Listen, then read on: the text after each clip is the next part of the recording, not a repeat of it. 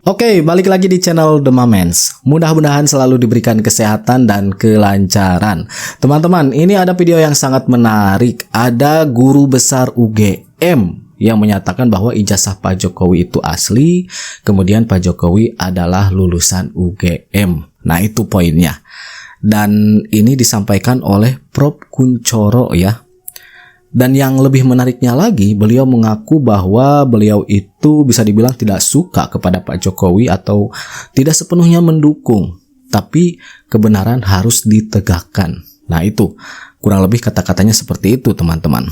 Menurut saya pernyataan dari Prof. Kunchoro itu sebagai jawaban atas pernyataan dari mantan rektor yang bernama Prof. Sopyan Effendi yang memang meragukan ijazah Pak Jokowi ataupun meragukan bahwa Pak Jokowi adalah lulusan UGM.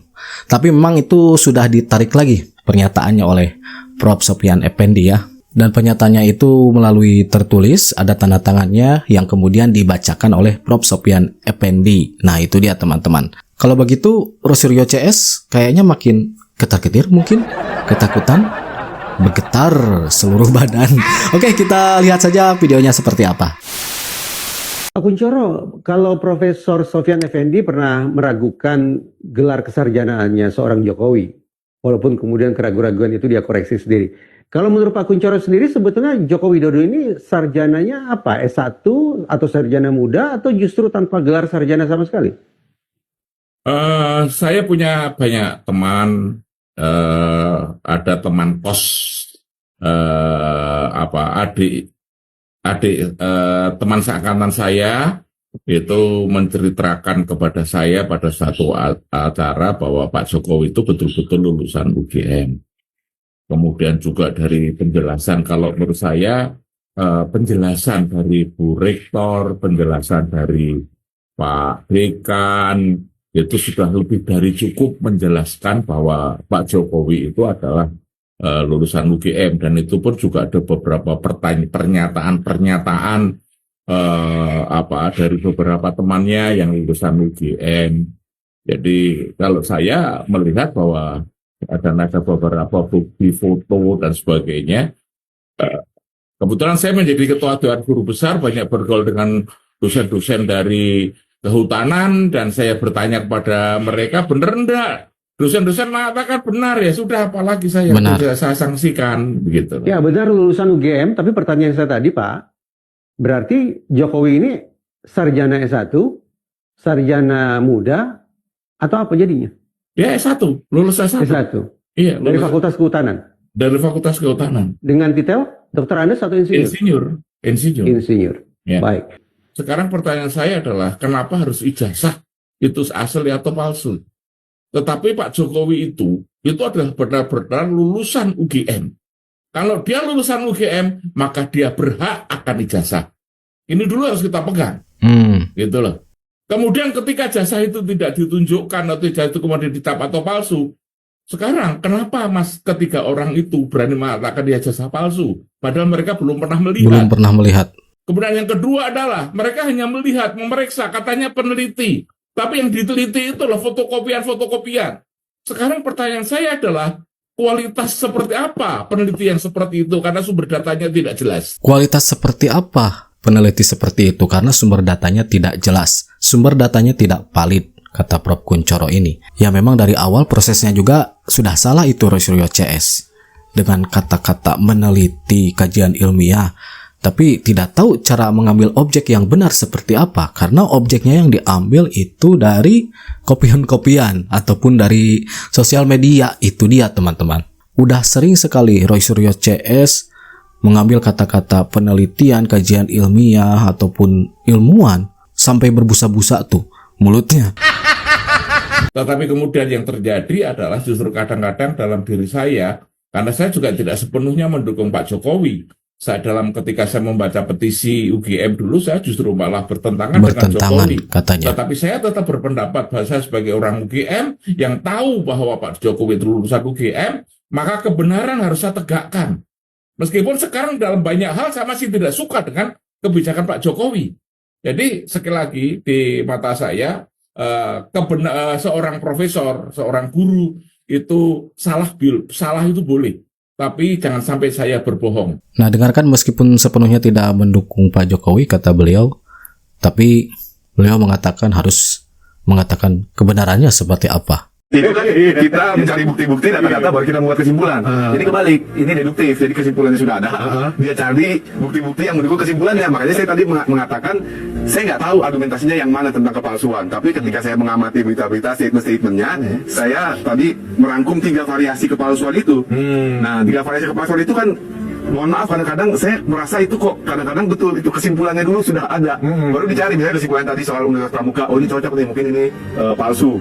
Cocok logi. Tapi kalau yang tadi itu tinggal yang mana yang kena gitu loh. Cocok logi ya. Ya sederhananya.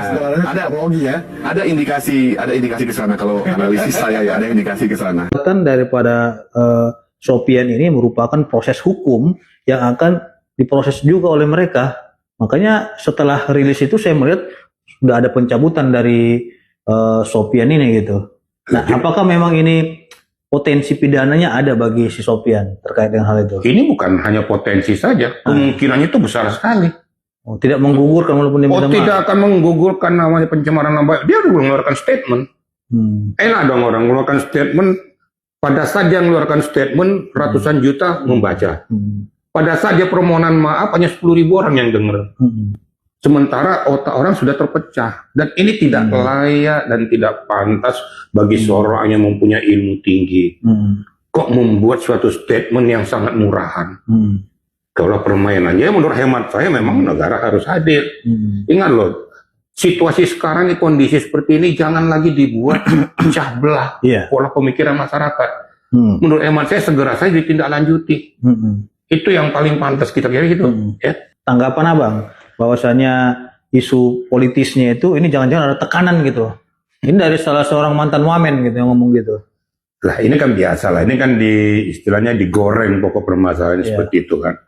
Jadi ada seolah-olah membuat suatu statement ke masyarakat supaya terpecah pola pikir, oh berarti ada tekanan politik atau dan sebagainya. Tapi kalau otaknya jernih berpikir, tidak akan mungkin seperti itu. Nah sekarang dia mengeluarkan statement supaya ditarik dari peredaran. Karena dia berpikir bahwa ini tidak akan dipublikasikan. Ini kan sudah ngomongan apa? Terus digoreng oleh yang menurut hemat saya lawan politik daripada Pak Jokowi. Ini kan sudah permainan semua.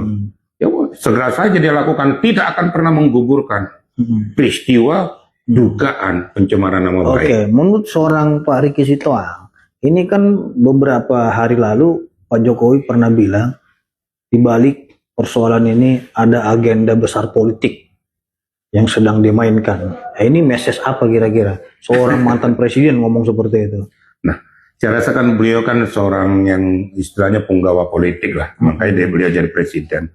Mungkin menurut hemat saya itu beliau sudah menakar bahwa pokok permasalahan tidak murni lagi masalah pidana. Karena saya lihat sudah digoreng sana, goreng di sini. Dan orang-orang pelakunya yang memainkan peranan ini adalah orang-orang yang pernah di pemerintahan dan pernah menerima kue daripada beliau dan pernah mendapatkan dampak dari beliau.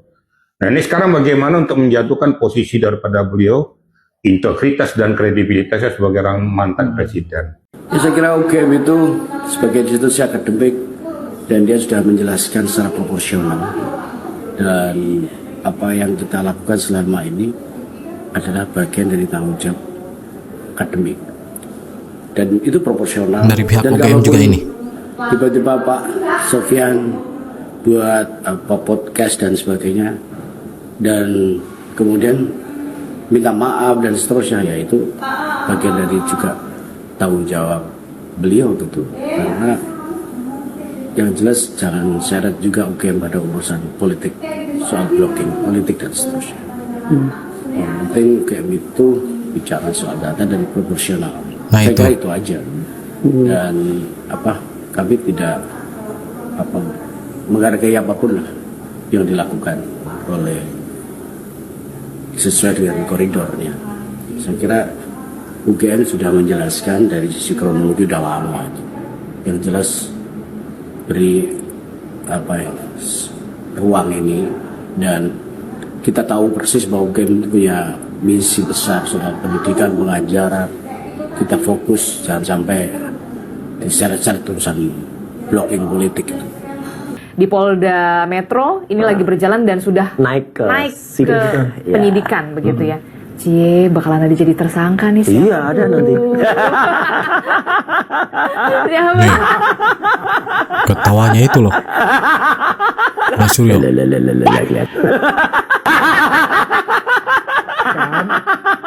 Di situ. Ya kan? Bentar ya. Ini jangan salah ya. Itu daerahnya padat. Mepet. Kayak tepuk pramuka dulu. Itu harus dibuktikan lah ya. Tapi udah. Ya. Jadi omongan yang memang habis lah nanti itu malah. Omongan itu tidak dilandasi dengan alasan yang jelas.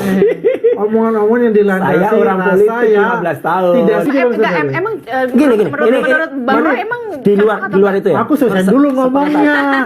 Yo, silakan. Di mana juga. Ini ketawanya Roy Suryo sepertinya menutupi rasa takutnya, teman-teman. Ini karena sering melihat Roy Suryo bernarasi ataupun berasumsi tanpa bukti. Jadinya hafal itu suka ketawa terus, kemudian suka ngomong clear, kemudian suka bawa-bawa kata ilmiah. Selain Roy Suryo, tuh ada juga Tifa. Ngomong-ngomong mau melaporkan ke ranah internasional, kemudian ada juga yang ngulik di wilayah yang lain seperti KKN, tapi memang itu dibantah semua sama fakta-fakta yang ada, teman-teman. Dan ini kita lihat tadi pengakuan dari Prof. Kunchoro mengenai Pak Jokowi. Kita bisa lihat sendiri seperti apa pernyataan-pernyataannya. Nah, itu dia untuk informasi kali ini.